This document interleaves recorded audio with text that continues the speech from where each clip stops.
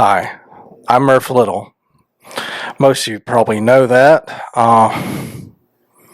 but if you don't, then haven't watched the last video, I have anxiety, bipolar, and dissociative identity disorder, which we'll talk about here in a bit. A couple things I want to remark on before we get started here. First, thank you for reaching out, those who did, and those who watched. Something I will say, just a matter of, embarrassment. Please refrain from calling me brave. As I said, it is embarrassing. And second, it's beyond the embarrassment. There's about a year and a half when I worked for a crisis team as peer support specialist. Peer support specialist, I'm using the big name. We have mental health or have family that has gone through mental health issues or alcohol and drug.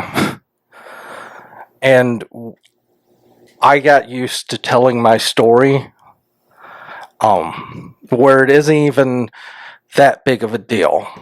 I'm not all that vulnerable as you would think when I'm telling my story.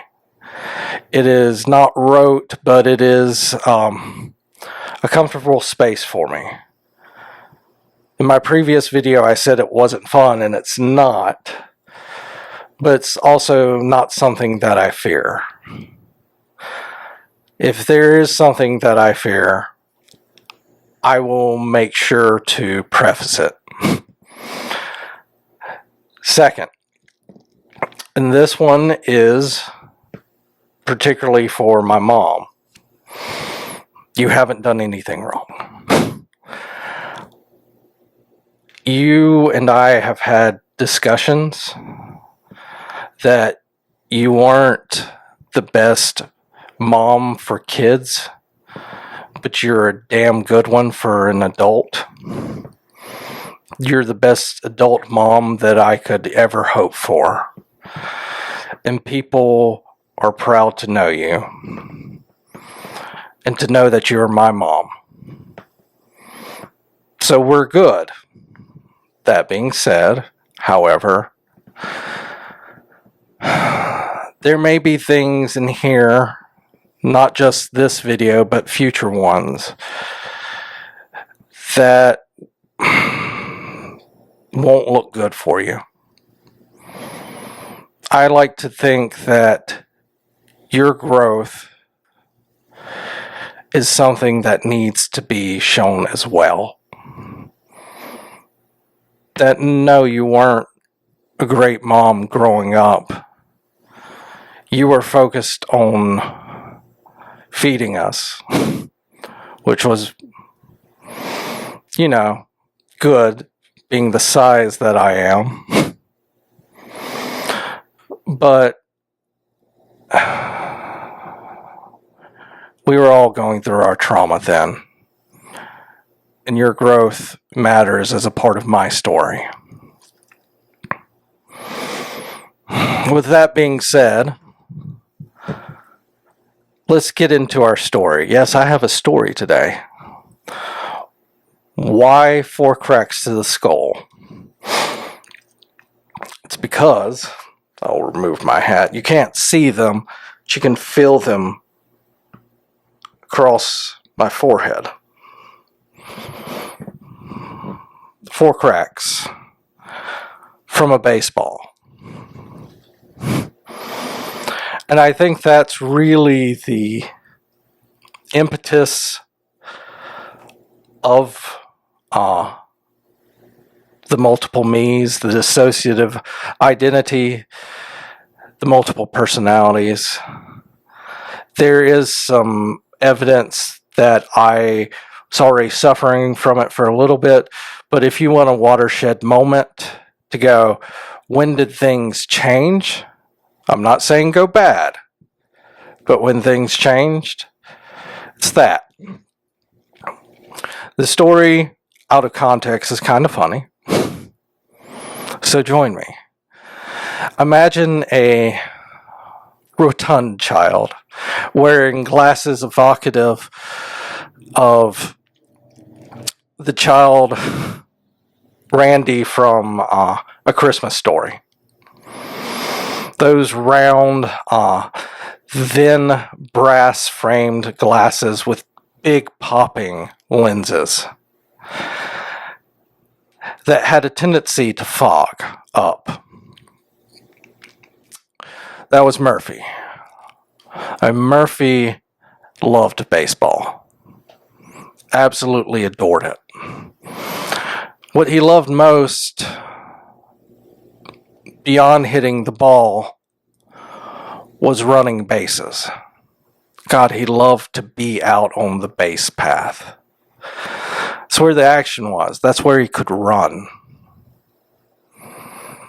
He did hit a few home runs, but he didn't nearly like that as much as hitting a double.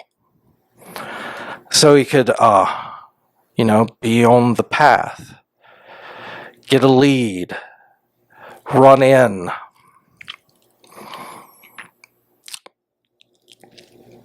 He loved that.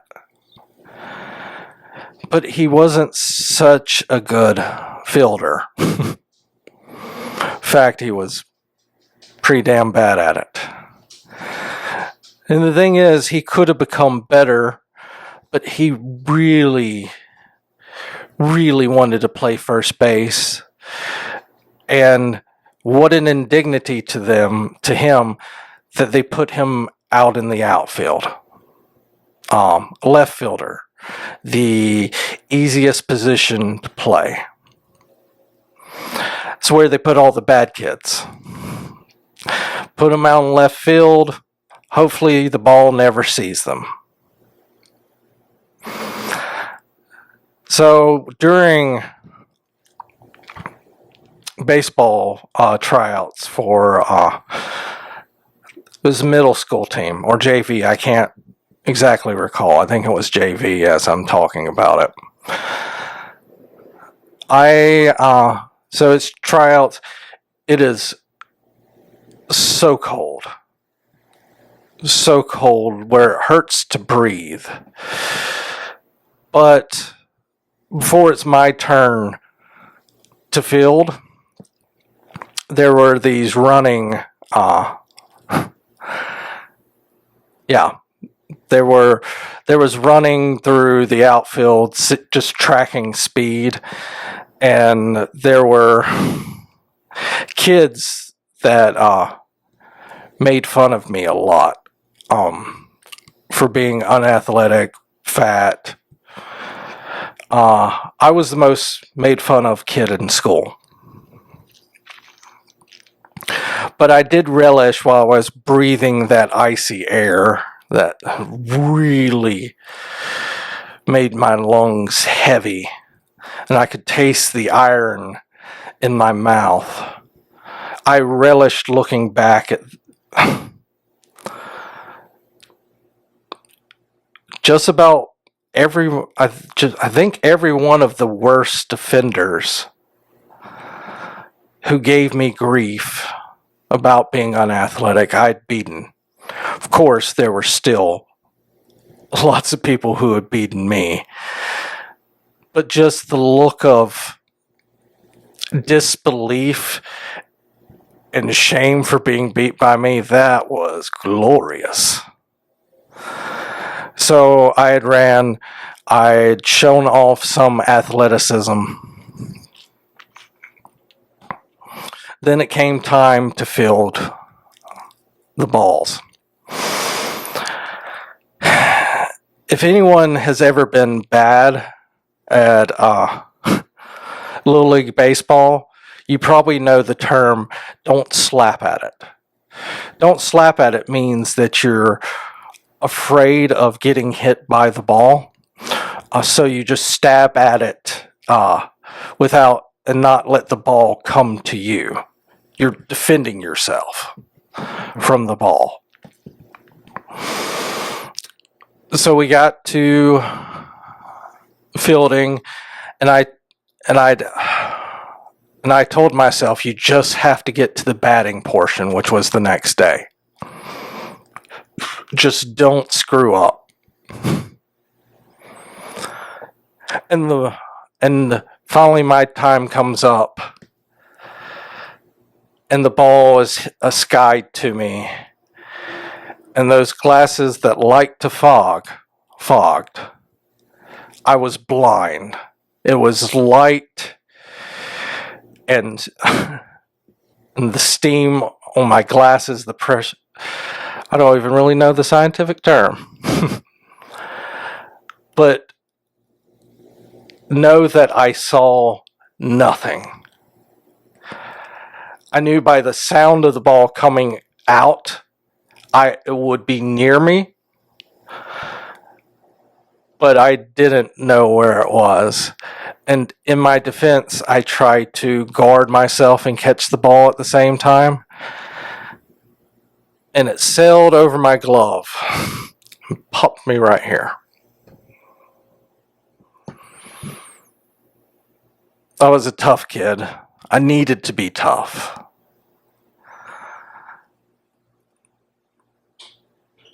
I didn't like to fight.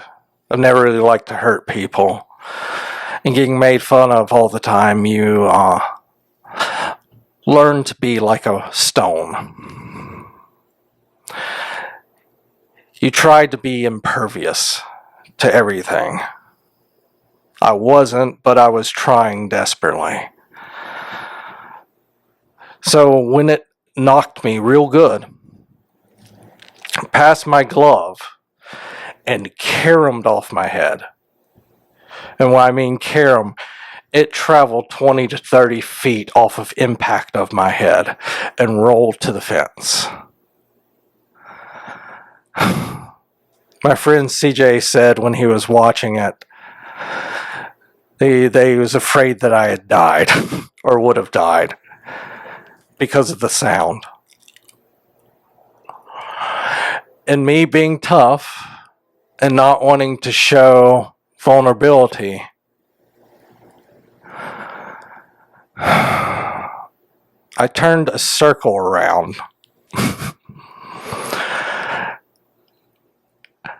Yeah, a full circle, ran my feet around, trying to locate the ball. So I did, was essentially at the end, not a 720 or 480. Work brain, a 540. Around and once back, went to the fence, grabbed the ball, and threw it in. And my friend who thought I had died, when he saw I was okay and ran that circle, just started laughing. As did all my friends out there. And the little, I don't want to call them douchebags, because sadly one of the epidemics of my generation beyond COVID is suicide. 2 of them have taken their lives. But then, at that point, 2 little douchebags that I'd been the run, the 2 worst ones about talking to me, those 2 I had just shamed. Oh, they're laughing their asses off. So were the coaches. So was everyone. And I began to laugh too.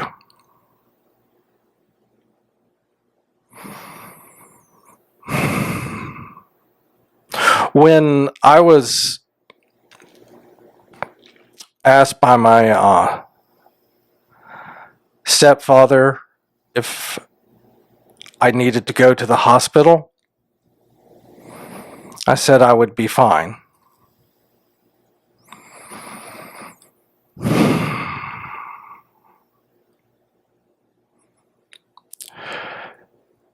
Parents, this is when you don't ask if your kids are good. You just take them to the hospital. I said no, I didn't want to go to the hospital because I wanted to look tough. I wanted to be that stone, but also one of the great things impressed upon me was that we wouldn't have enough money to go to a hospital. Not there in that moment, but you could see the relief on my stepfather's face,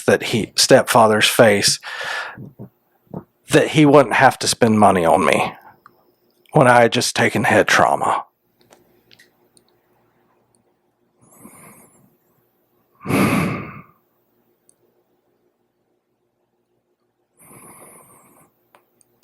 That is how you screw up a kid.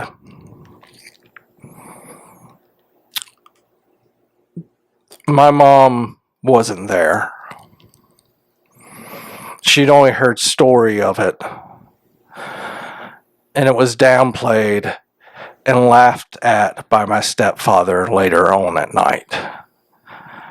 And yet again, I laughed too. It was taken not as a big deal, but it may in fact have been the most influential moment in my life. I think that's where I really started to become me that day, or not started to become, but the impetus,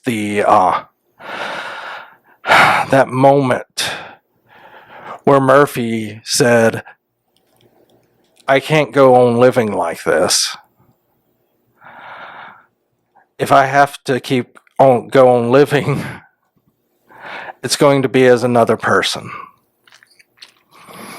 The other option being suicide. So he decided, in his own terms, to commit personality suicide. And slowly, over time, over the years, I came. And others. I'm the protector personality. But I never went away, because Murphy always feels like he needs to be protected.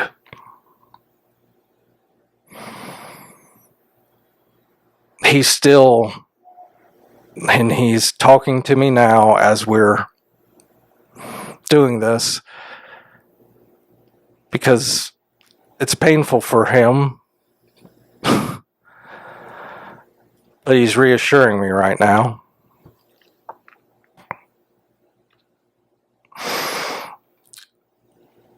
He saw life and he despised it. While I quite like life. So, but with those 4 fractures running across my forehead, I like to use the metaphor that each gap between them and on the outside make 5 personalities, which I covered last time. I'm here to say that despite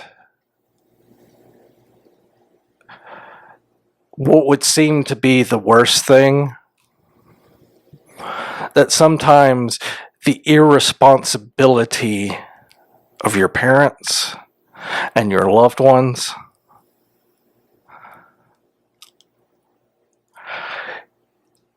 can become a good thing. Not because of those parents.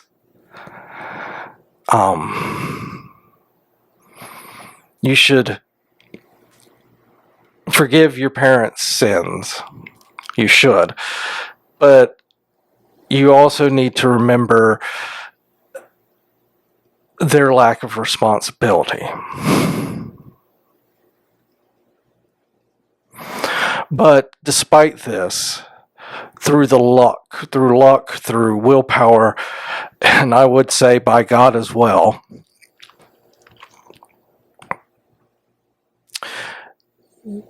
probably the worst thing for me,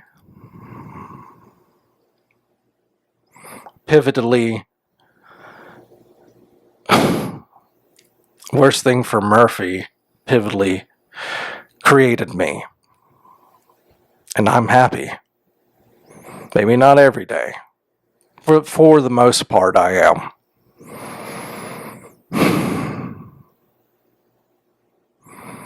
Thank you for your time. And I will see you again soon.